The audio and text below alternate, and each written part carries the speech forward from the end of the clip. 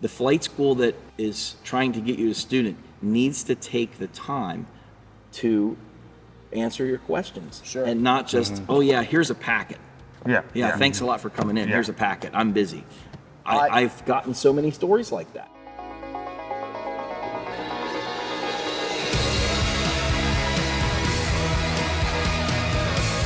Hello, aviators. Welcome back to the Profile Playbook podcast, where we bring you the hacks, tricks, tips to get you into a cockpit faster and cheaper. We're continuing our tour at the flight school at Lunken, the segmented choosing a flight school series here. And Lunken Airport, we were learning, if you didn't watch the other video, it's pretty cool. We are sitting in a hangar that the Wright brothers could have possibly been in. Charles Lindbergh landed here. Neil Armstrong has been on this property right here. A lot of history here. It's pretty neat to be shooting down here. Yep. But we're sitting here with Jay and Rick from Lunken Flight Training, and these guys are a wealth of knowledge. I mean, between the both of them, they're dealing with students like you guys, new students that are just starting flying every day. So we're trying to kind of dig into their brain a little bit and see what some of the frequently asked questions are and how this can help you in choosing a flight school. So let's get into it, guys. We wanted to talk about equipment for a flight school now. So big things being simulators and airplanes. So let's start with airplanes for the viewers. Different flight schools have all different types of planes. Can you guys give us some insight on, what planes you like and what the pros and cons? Well, real quick though, I did want to mention, this is a common question we get. Folks, when you're just, maybe they haven't even approached the airport yet, but they've looked at enough documentation or websites to see some of these schools have, all they know is these airplanes, it has a wing on top of the airplane, and then there's low wing airplanes. Which one's best? We always get that question a lot. And that could be a religious debate to answer that question. High wing or low wing. Do we really want to go there? Sit here all day, so guys, let us know your opinion on this. So I love them all. But so there's a whole bunch of manufacturers. There's Piper, Cessna, Cirrus, Diamond. They all make really good aircraft. When you go into the flight school, you want to find out not only what kind of aircraft do they use, but more importantly, what are the avionics in the aircraft? Is it antique avionics that is several generations removed of what we currently have today, or is it relatively new equipment? Is it GPSs? Is it touchscreen GPSs? Is it G1000?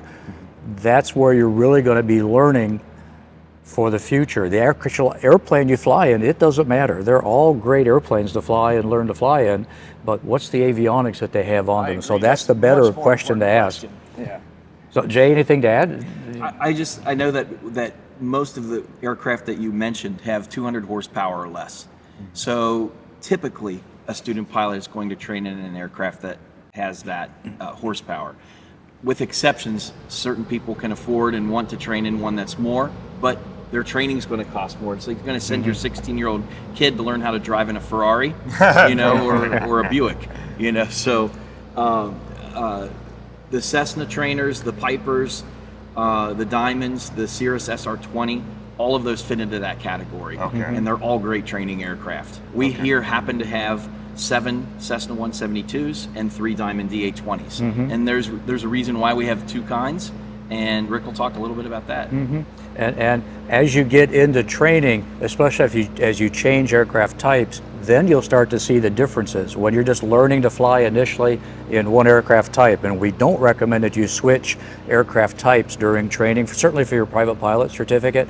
Stay with that aircraft, learn its characteristics, get your check right out of the way in that airplane. But later, as you go on to different aircraft, you will see the differences. So for example, in just the Diamond aircraft versus Cessnas or Pipers, the Diamond aircraft has a center stick, kind of like a fighter jet. In fact, a lot of the high school, when they come down to enroll, they get excited about having this center stick. That's different than the yoke in a Cessna.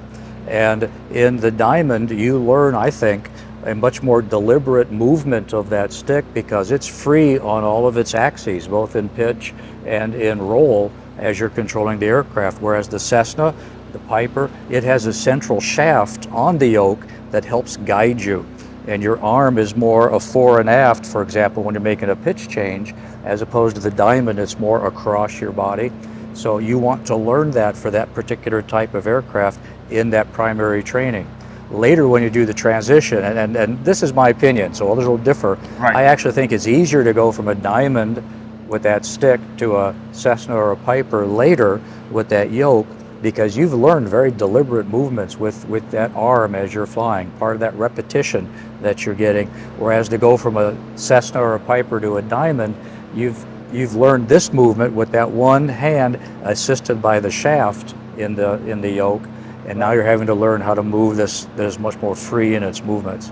I got you. So that's I never one thought aspect. about that before, but I could see how that could be absolutely. And it's not a hindrance, it's more of a nuance. It's This a nuance. This is really narrowing it down nuance. into those transitions. Well, in fact, another nuance, the difference between the diamonds and the Cessnas or the Piper. T-tail aircraft, its stabilizer is above the slipstream of the propeller.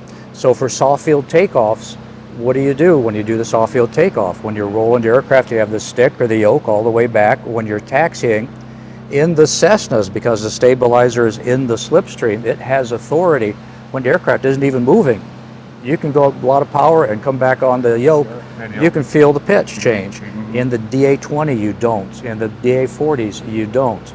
You get out on the runway, and as you've got the stick back, you're starting your takeoff roll, and in the DA-20, 38, 40 knots, pop, the nose will come up. As opposed in the Cessna, when you're taxiing with the yoke back, you've got that nose already up. Tire is still on the ground, but as you accelerate, you have that authority already. Likewise in slow flights, the Cessnas, the Pipers, the stabilizer blankets the rudder. So in slow flight, you need more rudder input to control the roll of the aircraft in slow flight, minimal controllable airspeed, whereas the diamond, T-tails on top, so that rudder is exposed as you're in that high pitch attitude. You don't need much rudder movement at all to control it and to keep the wings level.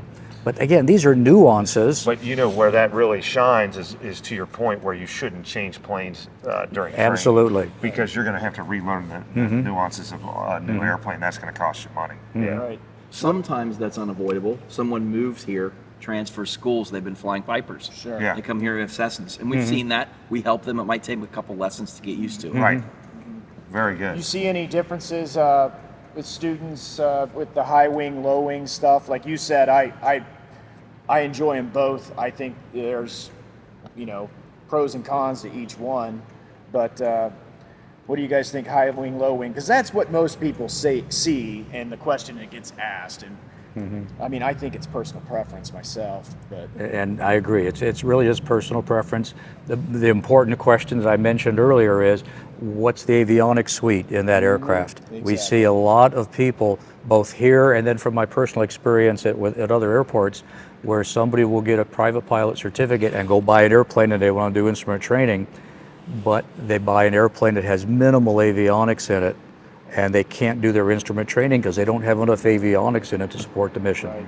So in a nutshell, would you say, not if cost isn't an option or cost isn't a factor, you would want to train in the most advanced, newest avionics possible? Would that be the best way? If cost was not an issue, Yeah. absolutely. Okay, gotcha. Absolutely. okay. That's Because interesting. especially if their career, if their hobby, maybe they have different goals. But if they're career oriented, what are you flying? You Yeah, have all glass all in glass, front of yeah. you. Right. That's what they're going to have. I in- haven't in- flown in a steam jet just a few years 20 down years. the road, Yeah, right? Yeah, Right. yeah. Yeah, and I much prefer the glass flying the King Air because we did a refurb in it in 2015 where it was all steam gauges with 2 EFIS, Yeah. right? And now it's all G1000 and it's a different, it's the same airframe, but it's a different airplane Yeah. to fly. Yeah. And there's so much more situational awareness you have and safety. Yeah. added. So if you learn, several of our aircraft have the G1000, and some 3. flight schools have a mixture of both. We have a mixture of both, so you will learn both types of cockpits in here. But then when people start the instrument training, they kind of evolve towards the G1000 more because that's what you're going to be going in as you progress. Gotcha. Wow, great. Well, that really helps, because somebody may have the thought of, oh, well, you need to learn the hard way to make it easier on the easier way, but it sounds like that's not Yeah, really. well, Just that don't used fall to be in- the philosophy, Yeah. but now that it's the steam gauges are going away so much now, So gone. you'd be going backwards to do Totally. it that Yeah. way. Totally. Just don't become reliant. They say children of the magenta line. Right, Yes. sure. Don't become reliant upon the GPS, because one of our biggest challenges we see as instrument training, if I go up and do a stage check and take away all the GPS on a VOR approach, they fall apart. Oh yeah. So we have to make sure we continue training them to that standard. different layers, That yeah. if GPS goes away, FAA has the notion of a VOR MON.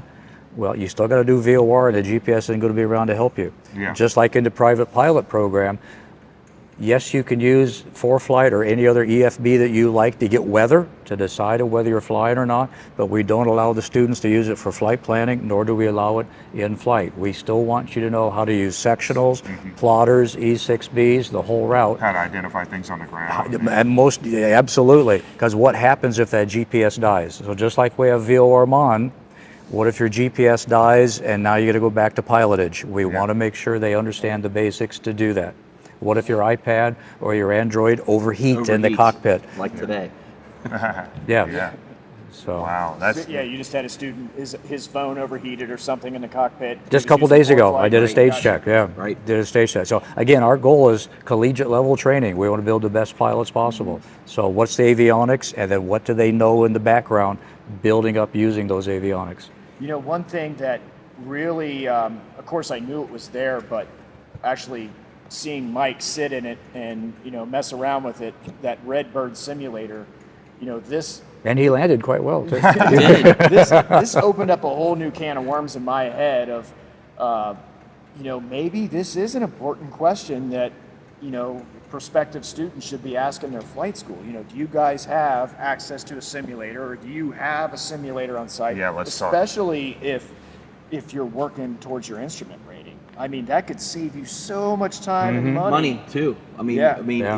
You want the safety, but it just happens to be that it's very proven. If you have an effective simulator, it's going to reduce your cost of flight. Right. You got somebody that's having trouble flying down the pickle barrel on an ILS. You can sit there and back it up 6 times. Let's try it 10, again. 12 times. We're putting you in a at matter 3. of doing We're one putting you 5 real miles one. out at 3,000 feet again. Yeah. And again and again. And, so you and don't we have to have go back out. we have used this simulator for an instrument question in CFII interviews. Yes. Oh, we wow. put them in there and have them fly an approach.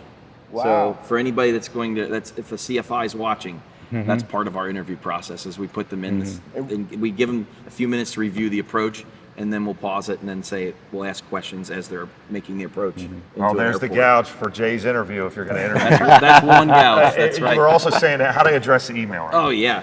If you email, we've experienced this. This is our tip for the day. If you're emailing anybody, but a flight school or really anybody, please don't start the email with "I hope this finds you well," because it has sent some of our emails to spam, and it appears as spam.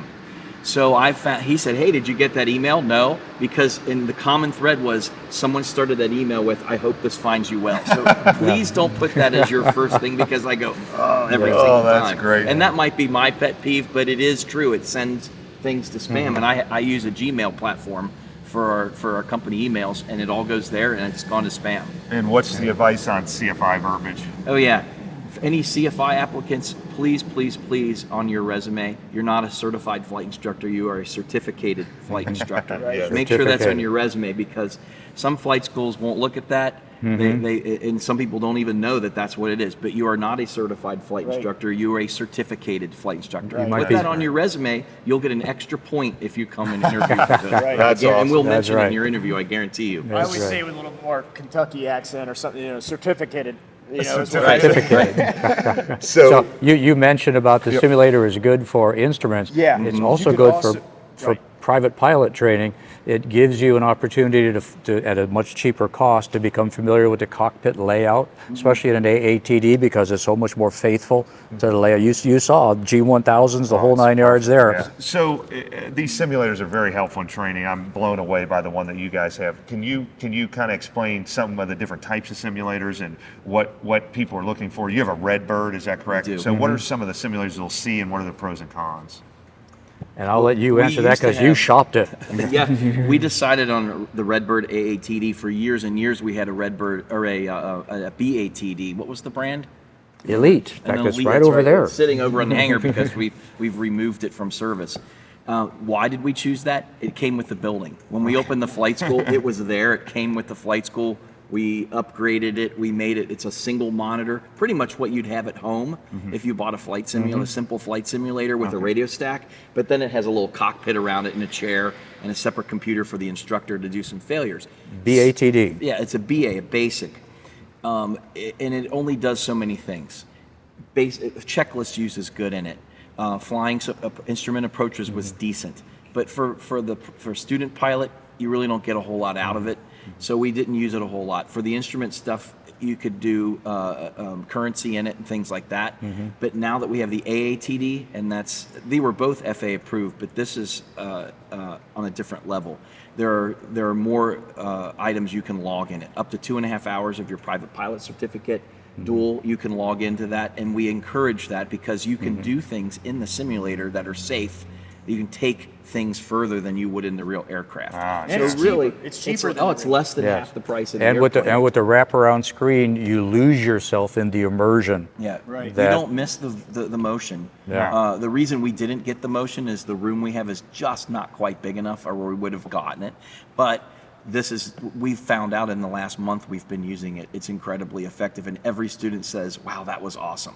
That they've used it because we've had some recent. A couple weeks ago, we had a week of rain, and we had 6 or 7 flights scheduled. A couple of them are maybe instruments. Whoever decides not to go, they've gone into the simulator instead. So the student progresses, overtime. and they did their simulator instead of going on the plane. So on bad weather days, it's going to be very booked. But then it's just to the nature of that you could do up to 14 hours of your instrument rating minimum log towards your instrument rating. You're going to save 2/3 of the cost of the aircraft for 14 hours. That's a lot of money. That's over $1,000. Well, and you could argue very easily that time could be way more valuable than an airplane. Because, Because, there's taxi, if you're trying to fly approaches, you got to go back around and whatever. And we can be simulate moving from failures. Approach, hold, approach. I mean, Right. And we can simulate equipment failures that we can't do Right. when we're up in the real airplane. So it's really good. so this is probably a great question to ask your flight school. Do you guys have some type of simulator or access to a simulator? Yeah. Yeah. Well, Good do stuff. you have Good stuff. access, and how do you use it? Yeah. How do What is it you approved for? incorporate it? Is it an FAA approved simulator? Gotcha. Ours happens to be approved for Part 61 and 141 use, so we can use it with the syllabus, both syllabi that we use. Okay. Great. Well, The other thing that I noticed that you guys have here that I had never considered that important, and I doubt any of our viewers are either, is that you guys have, your sister company is, a maintenance facility. Right. So, this would probably be something that, I don't know if it'd be the make or break whether you choose a flight school, but if you had 2 of them that were neck and neck and you're trying to make a decision, one of them has a maintenance department, one of them doesn't. I mean, man, you guys are probably able to keep your stuff, flying way more than, some mom and pop out in the middle of Kansas somewhere that's just a shack on a field with 2 Cessnas and nobody there to work on airplanes. They got to fly it over to another airport to do all their annuals or whatever. But, I mean, that could be a huge benefit. I'll give you one right away, and you guys kind of witnessed it without knowing it this morning when we were walking around.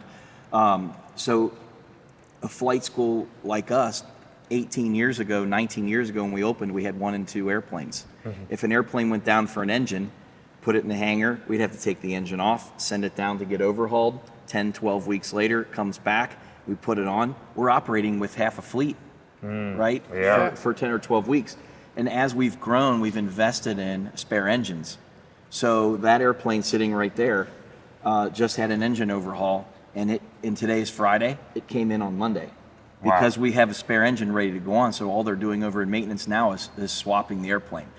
During the last segment, they were doing the test flights above our head, and now it's back online. So in 4 days, they've been able, and we also did LED upgrades and a few other things and a 100-hour inspection on that aircraft. So the efficiency of the maintenance department, and do they keep spare parts? That's one of the reasons why we only have 2 types of aircraft as well, because we have spare parts that can go on the majority of each make and model. So it basically increases the utilization of our We Absolutely. have to keep the fleet up. Absolutely. We And can't you're afford not to. at the whim of some other business. You own this company, Right. the maintenance company, so you can be on. It isn't like you're calling them trying to be this, the wheel that needs grease.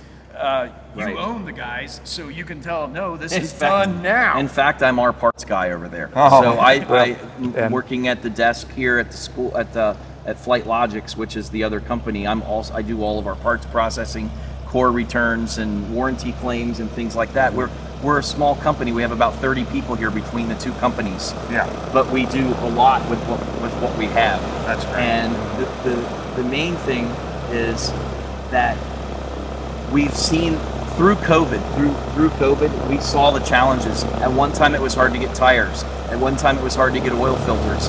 At one time, it was hard to get anything overnighted. If you ordered something overnight, they'd say, well, it'll be processed in the next 48 hours, then we'll ship it. So overnight was really 3 days. And when we have 6 or 7 lessons scheduled in a day, we've lost 20 flights. Yeah. And so what we've done, we've learned a lot from COVID, where now we used to keep 2 spare tires for whatever, but now we keep 6.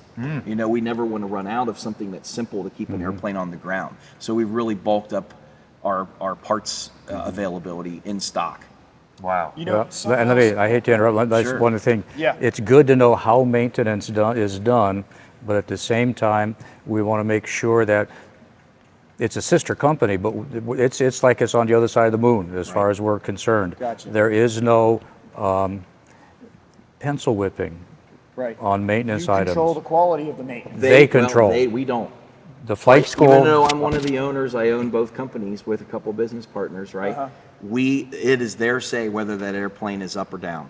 I see. Yeah. Gotcha. They report a squawk, they get an email and a text, they walk out, they determine it. Right.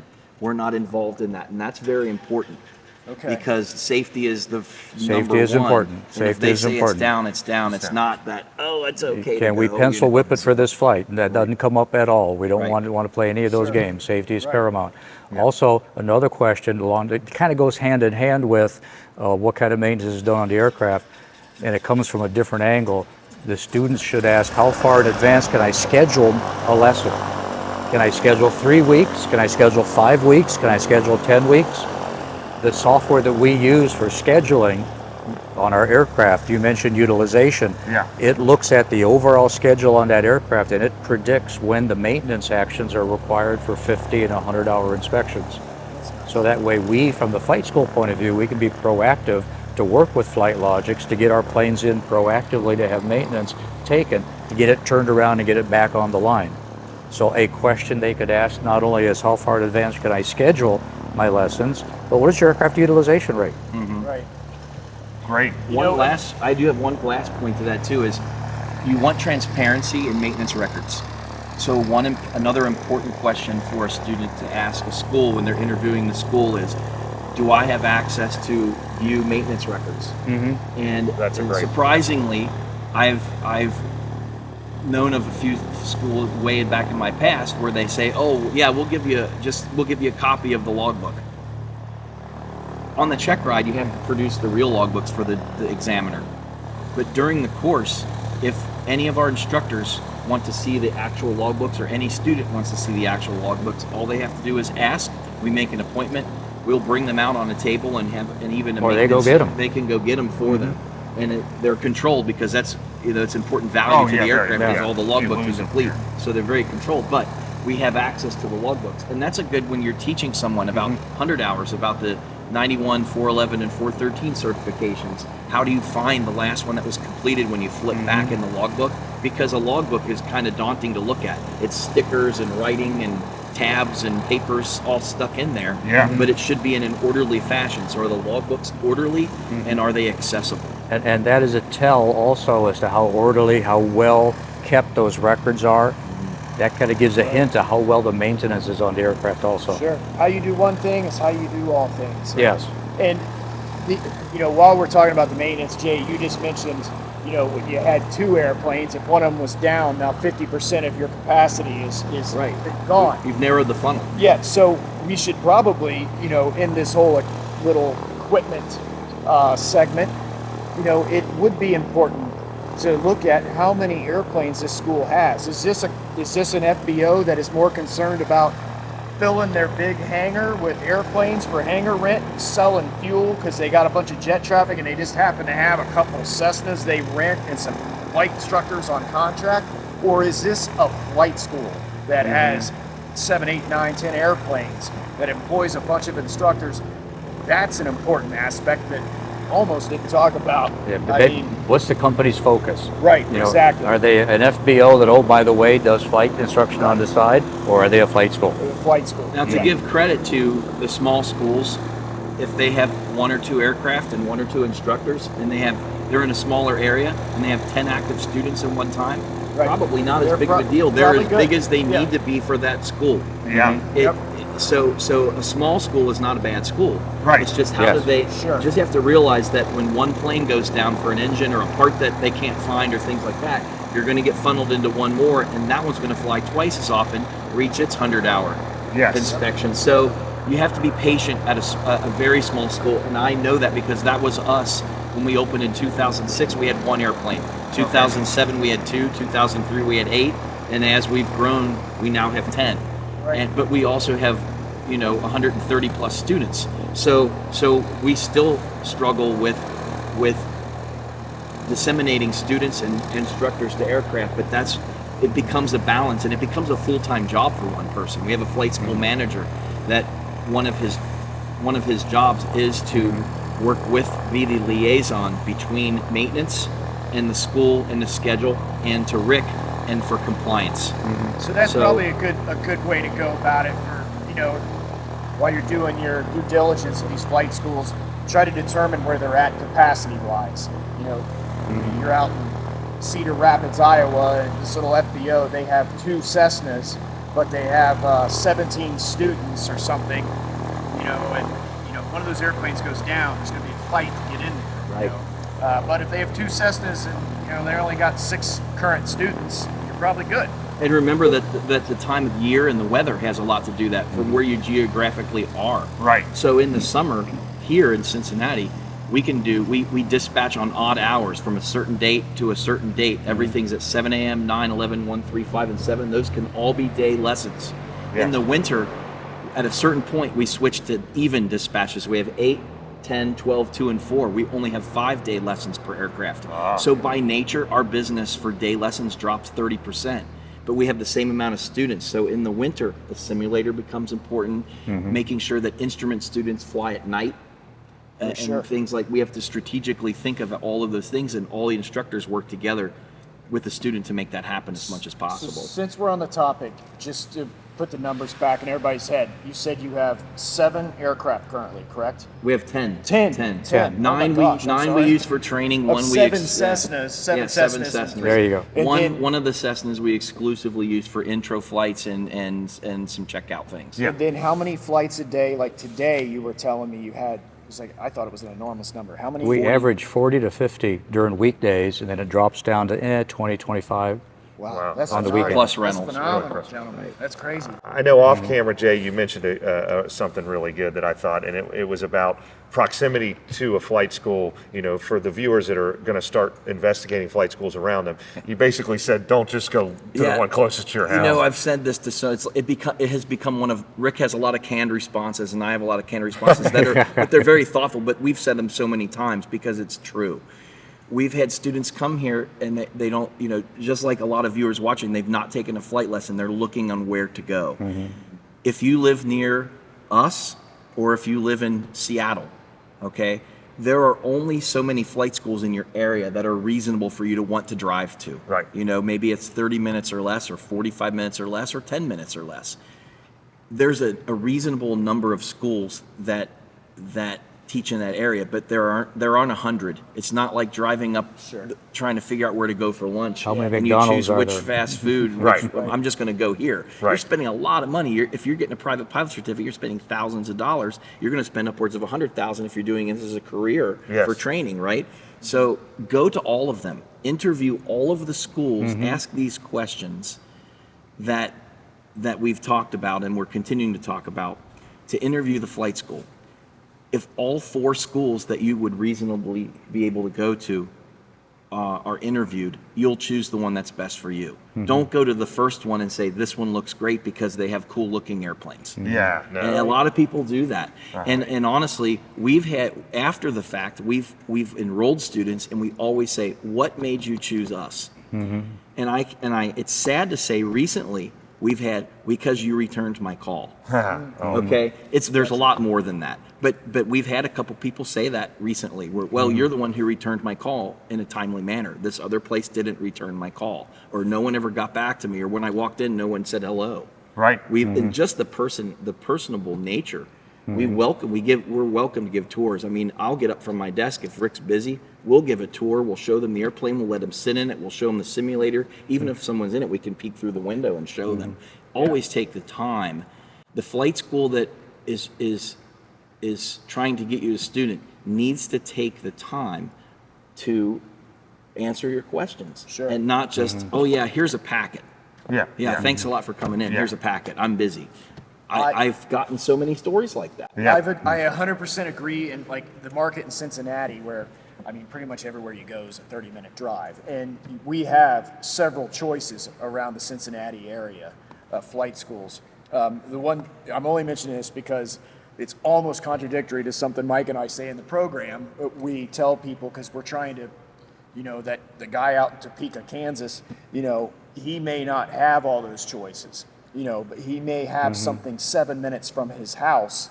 It's a mom and pop with one airplane, or he could drive 45 minutes into the big airport at Topeka, and it's a better school. We were telling people, you got to go with the guy 7 minutes away. I mean, because we were concerned about somebody, driving 45 minutes and getting discouraged, but. In Cincinnati, when you have all these schools, and I'm seeing what you guys are doing here, I mean, yeah, it does make sense. You guys are all competing for market and for students, and yeah.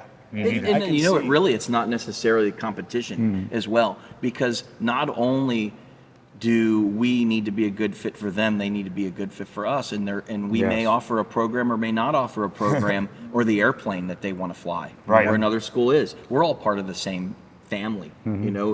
We've had a lot of students that have flown at several schools and have come here. We've had people that are here and have left to go to another school. Yeah, you for guys, several reasons. You mentioned on the walkthrough that some students don't even fit in the Katana, right? Their stature they're too tall, or they exceed the gross weight or something like that. So that could be a problem. You go look at a school and you think it's great, and the plane won't even. We had an instructor who was 6'6". He couldn't teach in the DA-20. He had to be in the 172 because he was so tall. Yeah, very good. Well, this is all fantastic information, and I hope the viewers, I'm sure, are getting a lot out of this. We really appreciate you guys sitting down with us. If you have any questions, feel free to email us, and we'll look forward to further podcasts with these guys, because they're really a great help for everybody. Yeah, I think we got a couple more videos in this series coming up. But thanks for joining us, and we'll see you next week.